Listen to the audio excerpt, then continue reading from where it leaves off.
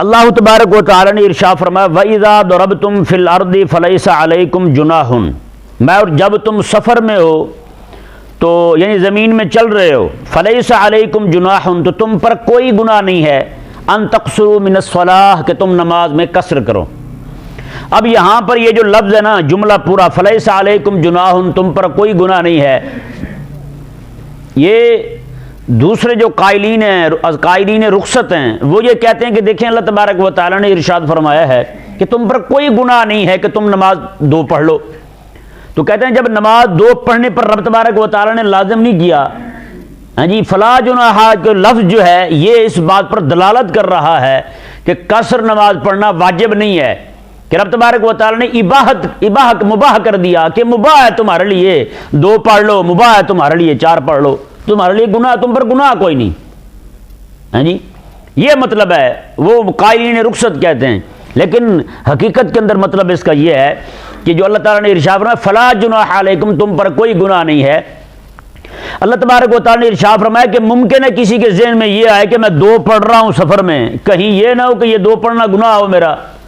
اللہ تبارک و تعالیٰ نے اسے جواب دیتے ہوئے ارشاد فرمایا فلا جناح علیکم تم پر کوئی گناہ نہیں ہے، میں کہہ رہا ہوں پڑھ لو دو تم،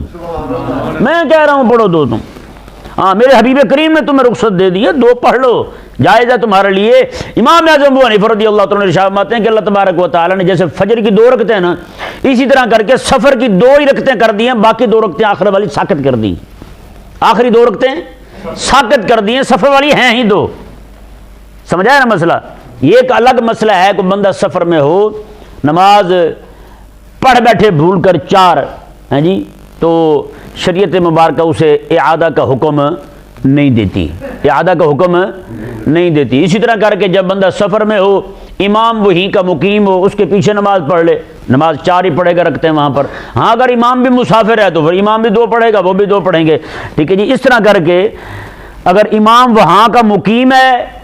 اقامہ رکھنے والا امام ہے وہاں کا، تو اس کے پیچھے آپ چار پڑھ سکتے ہیں، بالکل جائز ہے آپ کے لیے،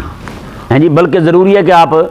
چار ہی پڑھیں، ہیں جی یہ نہ ہو کہ امام دو پڑھ لے تو بعد میں آپ دو پہ سلام پھیر دیں اکیلے ہی، ہیں یہ نہیں کرنا، امام کے ساتھ پڑھ رہے نماز تو وہاں پہ چار ہی پڑھنی پڑیں گی۔ اچھا یہاں یہ اسی طرح کر کے ایک مضمون، اسی طرح کے الفاظ ایک اور مقام پر بھی آئے، اللہ تبارک و تعالی نے ارشاد فرمایا ان الصفا والمروۃ من شعائر اللہ فمن حج البیت او اعتمر فلا جناح علیہ ان یطوف بہما، اللہ تعالی نے ارشاد فرمایا کہ جو بندہ صفا اور مروہ عمرہ کرے، حج کرے یا عمرہ کرے، ہیں جی اور کرنے کے بعد طواف کرے کعبے کا، اللہ تعالی نے ارشاد فرمایا کہ اس کے بعد فلا جناح علیہ ان یطوف بہما، تو اس پر کوئی گناہ نہیں ہے کہ وہ صفا اور مروہ کے مابین سعی کرے۔ اب یہاں پر بھی فلا جناح علیہ کہ یہ لفظ جو ہیں یہ بھی ظاہر کر رہے ہیں کہ اس پر کوئی گناہ نہیں ہے، مطلب یہاں پہ بھی اباحت کا حکم ثابت ہو رہا ہے کہ وہ کر لے تو بھی ٹھیک ہے، نہ کرے تو بھی ٹھیک ہے۔ حالانکہ ائمہ ثلاثہ کے نزدیک وہ طواف کرنے، کعبے کا طواف کرنے کے بعد چاہے عمرہ کرنے والا ہو چاہے حج کرنے والا ہو، کعبے کا طواف کرنے کے بعد صفا اور مروہ کے مابین سعی کرنا بقیہ تینوں ائمہ کے نزدیک فرض ہے، ہمارے نزدیک واجب ہے، سمجھ آیا مسئلہ؟ باقی تینوں ائمہ کے نزدیک کیا ہے؟ فرض ہے، اور ہمارے نزدیک کیا ہے؟ واجب ہے۔ صفا اور مروہ کے مابین سعی جو ہے تینوں ائمہ کے نزدیک فرض اور ہمارے نزدیک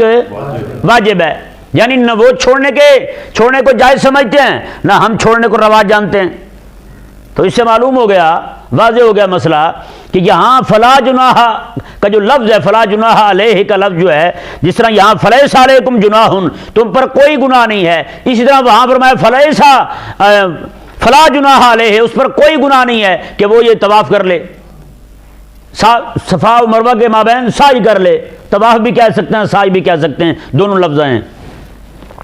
جی۔ تو اب وہاں پر بھی تو اباحت ثابت ہو رہی ہے، جبکہ ائمہ کے نزدیک، کئیوں کے نزدیک فرض ہے اور امام اعظم ابو حنیفہ رضی اللہ عنہ کے نزدیک واجب ہے۔ تو اس کا جواب کیا ہے پھر؟ اس کا جواب یہ ہے کہ مشرکین مکہ نے صفا اور مروہ کے مابین، صفا اور مروہ پر دو بت رکھے ہوئے تھے، دو مورتیاں رکھی ہوئی تھیں عورتوں کے نام کی، نائلہ اور اوصاف، یہ دو مورتیاں رکھی ہوئی تھیں، انہوں نے ادھر بھی وہ بھی صفا مروہ کے مابین سعی کرتے تھے، دوڑتے تھے، لیکن ان کی نیت ان بتوں کی تعظیم کی ہوتی تھی۔ صحابہ کرام علیہ مردوان کو جب تبارک و تعالیٰ نے جب حکم دیا تو مشرکین کہنے لگے ہاں بھئی بتائیں پھر، یہ تو ہم کرتے تھے، تم بھی وہی کر رہے ہو۔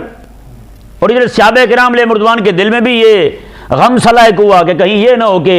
مشہوری ہو جائے ہمارے بارے میں کہ ہم جناب ان کی وجہ سے کر رہے ہیں۔ اللہ تبارک و تعالیٰ نے ارشاد فرمایا کہ نہ، محبوب کے صحابہ وہ کرتے ہیں بتوں کی تعظیم کے لیے، تم رب کے حکم کی تعظیم کے لیے جا رہے ہو۔ تو فلا جناح